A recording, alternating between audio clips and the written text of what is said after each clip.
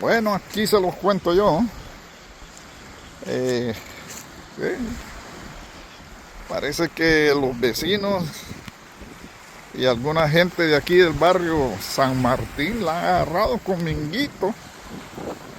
Aparte de cómo le he servido yo a mi comunidad y a mi pueblo.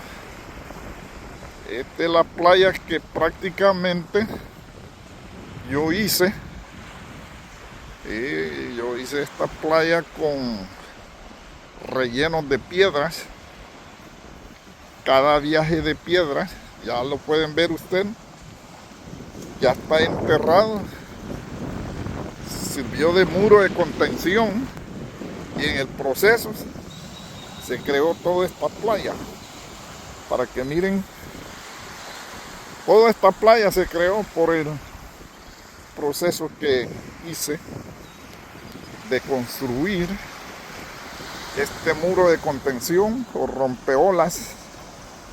Sí, cada viaje de esas piedras costaba 9,000 empiras y después conseguí descuento. Ya últimamente los viajes me los daban a 7,000 empiras. Gracias a Dios. Aquí estoy invirtiendo. Bueno, ahorros yo no tengo porque estoy quedando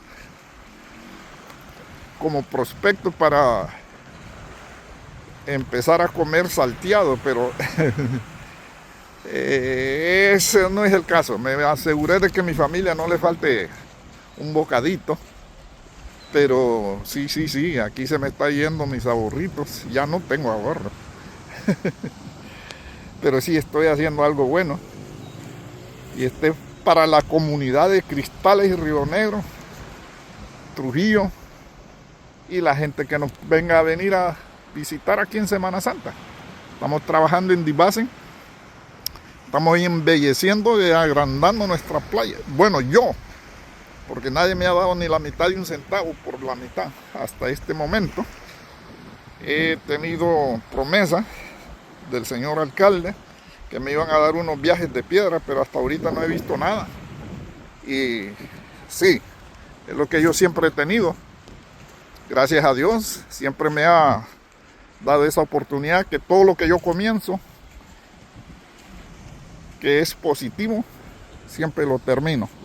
Y termino bien. Si es que pueden ver la playa y que nadie se los diga, se los estoy diciendo yo, que fui el que la hice, porque aquí donde estoy parado